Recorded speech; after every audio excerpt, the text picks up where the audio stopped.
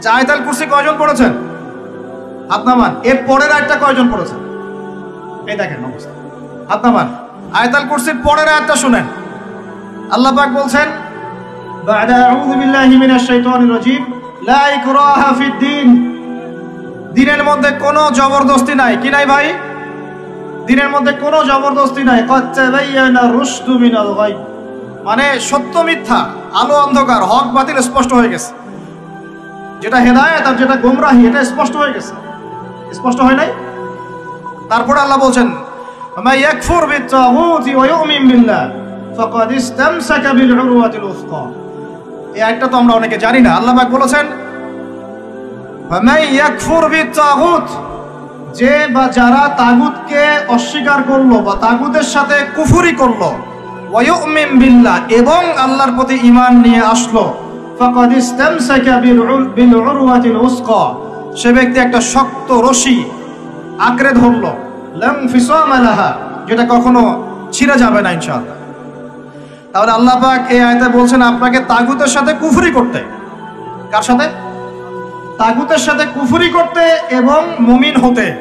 ইমানদার হতে হলে তাগুতের সাথে কুফরি করতে হবে, আর তাগুতের প্রতি ঈমান রাখলে মুমিন হওয়া যাবে না। কথা বোঝা যাচ্ছে? তাহলে এখন ডেফিনেশন কি তাগুতের? কাকে বলে এটা? যেটার প্রতি কুফরি না করলে আমি মুমিন হতে পারবো না। এক, আল্লাহ বাদ দিয়ে যার ইবাদত করা হয় সেটা তাগুত। আল্লাহ বাদ দিয়ে যার ইবাদত করা হয় সেটা তাগুত। আল্লাহ বাদ দিয়ে এমন কারো দাসত্ব করা যেটা আল্লাহ রাব্বুল আলামিনের কোরআন এবং সুন্নাহ শরীয়তের মূলনীতির বাইরে, তাগুত। এমন কোন বিধান যেটার দাসত্ব করলে আল্লাহর কোরআনের বিধানকে অবজ্ঞা করা হয়, ওটাও তাগুত। এমন কোন সিস্টেম যে সিস্টেমটা আল্লাহ এবং তার রাসূলের বিধান মোতাবেক চলে না, গায়রুল্লাহর বিধান মোতাবেক চলে, ওটাও তাগুত। আমার কথা কি বোঝা যাচ্ছে? ভয় লাগতেছে? তাগুতের সাথে কুফরি না করতে পারলে মুমিন হতে পারবেন না। এখন টপ টু বটম সব তাগুত, টপ টু বটম সব তাগুত। আমাদের উচিত ইসলামের মধ্যে এই আয়াতের অনুযায়ী আমল করা। আল্লাহ পাক বলেছেন, উদখুলু ফিস সিলমি কাফা, তোমরা পরিপূর্ণরূপে ইসলামে প্রবেশ করো, আংশিক প্রবেশ করো না ভাই। আংশিক ইসলামে প্রবেশ করো না, পরিপূর্ণ ইসলামে প্রবেশ করো। আমরা এখন পর্যন্ত নামাজও পড়ি, সুদও খাই, মাশাআল্লাহ। আমরা এখন পর্যন্ত নামাজও পড়ি, বেপরদায় চলি, নামাজও পড়ি, বছর বছর হজ উমরাও করি, মাঝে মাঝে দান সাদাকা করি, কিন্তু যাকাত দেই না। আমরা আল্লাহর বিধানের কথা বলি, মুখে কালিমা লা ইলাহা ইল্লাল্লাহর কথা বলি ঠিকই, কিন্তু অন্যায়ভাবে মানুষের উপর জুলুম করতেই আছি। আমরা লা ইলাহা ইল্লাল্লাহ বলি ঠিকই, তারপরেও লা ইলাহা ইল্লাল্লাহর একটা বিধানও বাস্তবায়ন করি না। বাস, এখন কতটুকু মুমিন আছি আর কতটুকু মুসলমান আছেন, আর এই প্রোটেস্ট্যান্ট ভার্সন ইসলাম পালন করলে কি ফায়দা হবে, এটা আপনি বুঝতে চেষ্টা করুন। বলছিলাম যে অন্তত পক্ষে জুমার খুতবা চলাকালীন এবং জুমার খুতবায় যে দোয়াগুলো হয় তখন আমিনটুকু বলেন। আমাদের আরবির এমনই বেহাল দশা, ইমাম সাহেব কি তেলাওয়াত করছে ওইটুকু আমাদের জ্ঞান নাই। ইমাম সাহেব তেলাওয়াত করছে, ইয়া আইয়ুহাল্লাযীনা আমানু ইত্তাকুল্লাহ, হে মুমিনগণ তোমরা আল্লাহকে ভয় করো, ওয়া যারু মা বাকিয়া মিনার রিবা, তোমরা সুদের অবশিষ্ট অংশ মানে সুদ ছেড়ে দাও।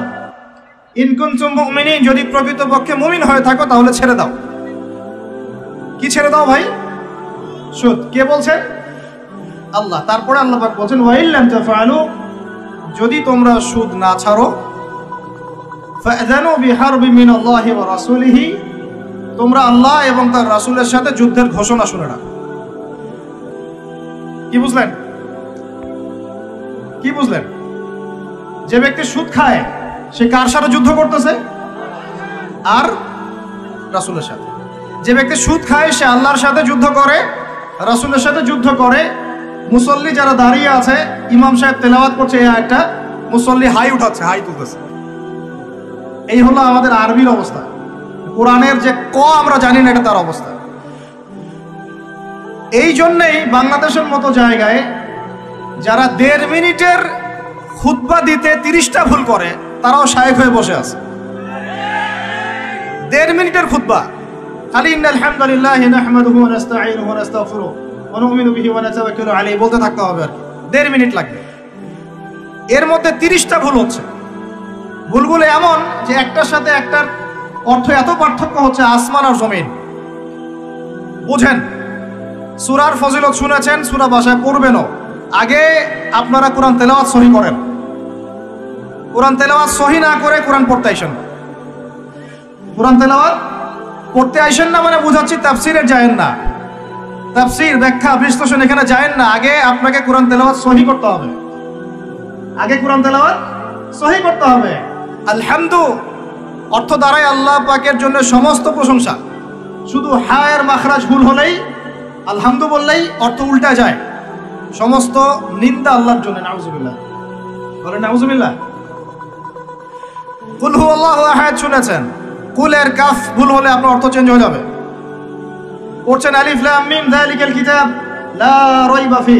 আলিফ লাম মিম এটা এমন একটা কিতাব যে কিতাবে কোনো সন্দেহ নাই। লা মানে বলেন, লা মানে নাই, রাইব মানে সন্দেহ, ফিহি মানে এর মধ্যে, ফিহি মানে এর মধ্যে মানে কোরআনের মধ্যে। তো এখন লা মানে নাই যেটাতে মদ আছে, আর যেটা লা, যেমন ইন্নাল ইনসানা লাফি খুসর, ইন্না নিশ্চয়ই, আল ইনসান মানুষ, মানব জাতি। লা মানে এখানে অবশ্যই, এই লা এর উপর মদ নাই। ফি মানে মধ্যে, খুসর মানে ক্ষতি। নিশ্চয়ই মানুষ অবশ্যই ক্ষতির মধ্যে আছে। এক লা এর অর্থ না, আরেক লা এর অর্থ অবশ্যই হ্যাঁ। বুঝতে পারতেছি ভাই? এক লা এর অর্থ বলেন না, আরেক লা এর অর্থ অবশ্যই হ্যাঁ। এখন আপনি যদি পড়েন যালিকাল কিতাব লা রাইবা ফিহি, কি অর্থ দাঁড়ায়? আপনি অর্থ করেন দেখি কি অর্থ দাঁড়ায়। এটা এমন একটা বই নাউজুবিল্লাহ যে বইয়ের মধ্যে অবশ্যই আস্তাগফিরুল্লাহ, কি হলো এটা? কুফর, ঈমান থেকে কুফর। কুল ইয়া আইয়ুহাল কাফিরুন, বলো হে কাফের সম্প্রদায়, লা আ'বুদু মা তা'বুদুন, আমি তার ইবাদত করি না যার ইবাদত তোমরা করো। লা আ'বুদু এখানে মত আছে, লা আ'বুদু আমি ইবাদত করি না, মা তা'বুদুন যার ইবাদত তোমরা করো। এটা ঈমান কি না? ঠিক আছে তেলাওয়াত। এখন যদি লাম চেঞ্জ করে দেন, যদি বলেন যে লা আ'বুদু মা তা'বুদুন, কি অর্থ হবে?